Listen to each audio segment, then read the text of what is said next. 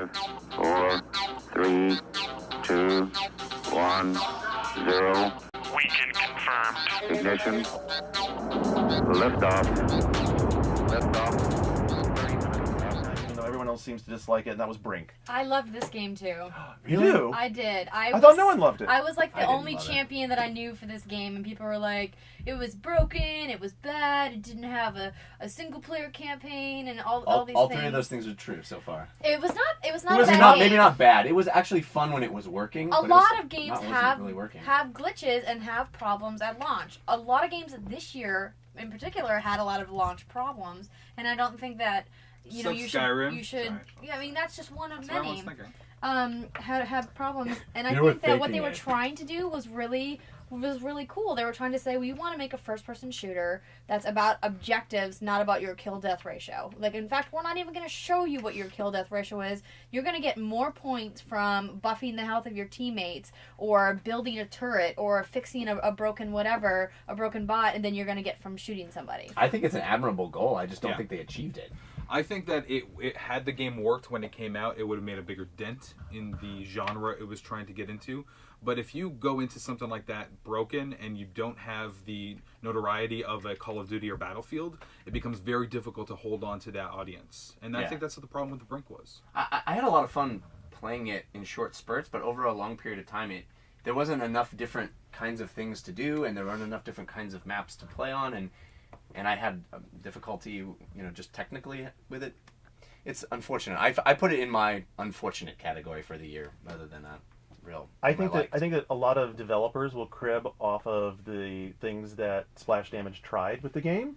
Specifically speaking to being able to change classes on the fly, the way they moved the game through the progression of levels, because each one of those levels was a objective-based map. I mean, it's something that, going back to Unreal, Cliff has played with in the Assault mode. Those games are fun. They're really hard to balance and put together. And this one, the push-pull in almost every area was done really well. So we did a lot of people who will probably go back and look at how are the objectives laid out here, how are the maps laid out to allow ways around them so that they foster that good engagement behavior. And there was such a hullabaloo made about the movement mechanic of that sort of free running. The parkour movement, Yeah, free and running. Effectively in the game, it didn't really matter.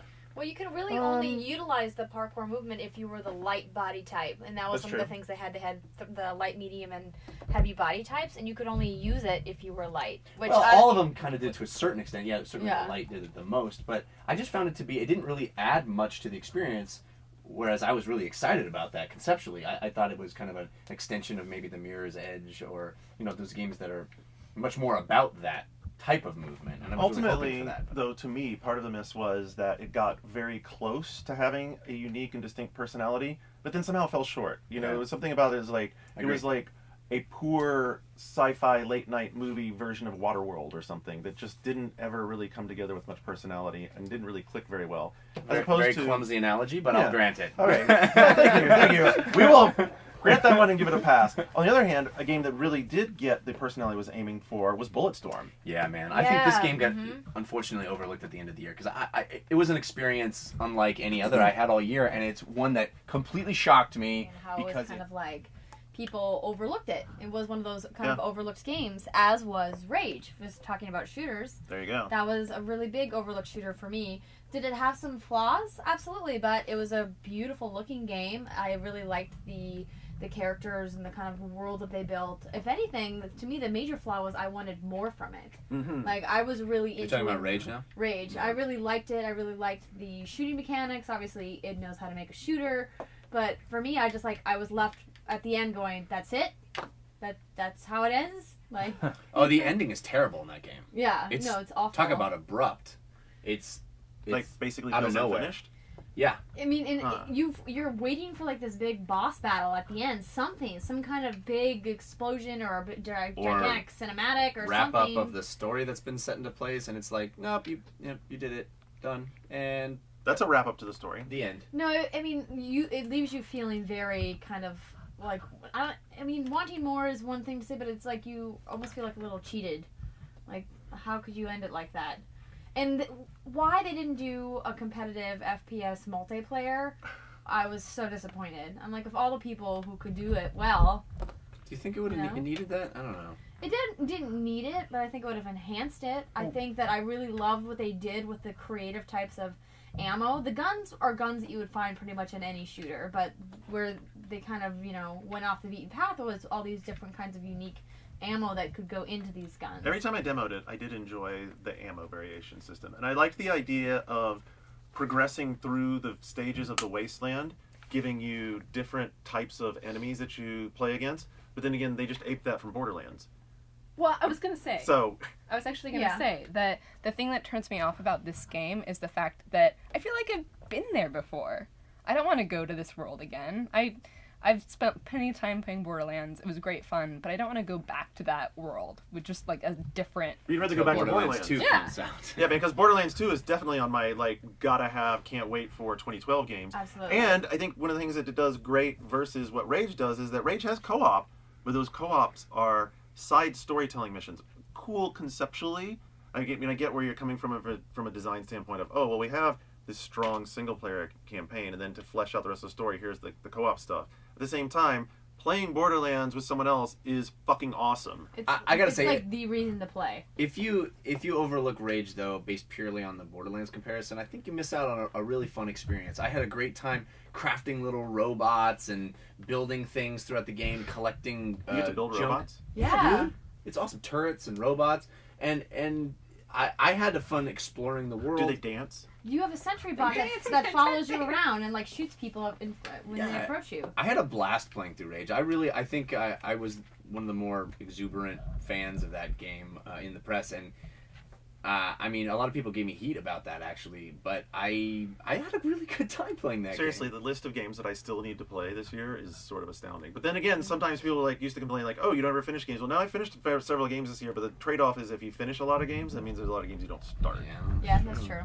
All right, so at the very beginning of the year, one of the more iconic, interesting, unique games got its sequel, LittleBigPlanet 2, and Wow. whoa! Fell off the map, huh? It was like they threw it into a black hole. Yeah. What happened? It's sad to me, and this may be easy and trite, and I don't know how you'll react to this, but there's part of me that thinks that Minecraft stole a little thunder from I LittleBigPlanet. think you could easily make that argument, but that's PC. But I think that from the creative energy idea, exactly. Yeah. From what we're offering Sure. that's new and fresh and sounds exciting, it's sad to me because LittleBigPlanet has such a personality, and it just didn't click the way. And even the first one never really clicked, I think, the way that it deserved to. But well, how much of that do you hold against its control system, which people have always maligned and was not there's a lot to be said was about not that. materially improved upon in the sequel? I mean, it got a little better, but I mean, it's that brings up the exact... It's still not a great platformer when you play it. Exactly, and that brings up the exact issue that Zav and I were talking about during the break. I keep lauding Bastion for its controls, and you don't share that opinion with me, but It's not that I don't share that opinion. We were talking about Bastion versus Outland, and I did admit that I think I might have a bias towards Outland because it combines two of my favorite game concepts, which is Ikaruga with the polarity shifting, and Super Metroid. right. Which is where you go and collect Exploration and backtracking. which Insanely Twisted Shadow Planet was an amazing game this year as well, which was very good. And Rochard did this year as well, which is a very good game. I think it's only on PSN. It might be coming out on Steam, or maybe it's already available. And I was just asking which one of the two, Bastion versus Outland, do you think was better? And you're of the mind that Bastion was better. I think Head and Shoulders. Right. And my question to you was, other than the aesthetic and the gimmick of the narrator, what was it that really grasped you? And to you said it was the controls. Mm-hmm. I'm just wondering, what is the difference between the controls in Bastion and something that I think controls similarly, which is Torchlight on XBLA, which is a game you said you haven't played on XBLA. Yeah, I played on what PC, is it about the controls on Bastion that you think did such a good job? I felt completely in control of whether I win or lose, whether I live or die at all times, and every single weapon in that game feels so different and has such a trade-off of what it gets me to what I'm giving up, and I feel overpowered all the time, but it's so well balanced in how the enemies move in comparison to how I move, how I'm able to avoid attacks, the responsiveness of the pure button pressing, that's a little trite but true, and the fact that when I'm in situation to situation, I'm always in control. I'm always in control of my fate. It's as simple as that. I feel like even in a game like pure dungeon crawler like Diablo or Torchlight, yes, that's the case, but I never feel like it's skill based. Mm-hmm. Well, maybe that's not true, but not skill based in a Twitch kind of way, where Bastion feels like I'm playing almost an arcade like experience that is purely my skill. And with those games, it's like, what am I equipped? What am I wearing? What how many enemies are on screen at once? Yeah. The attacks, while different, don't feel as important to the given situation. I'm doing a terrible time of articulating my point, but no, I mean? understand absolutely. I think you're doing a better job than you think you're doing.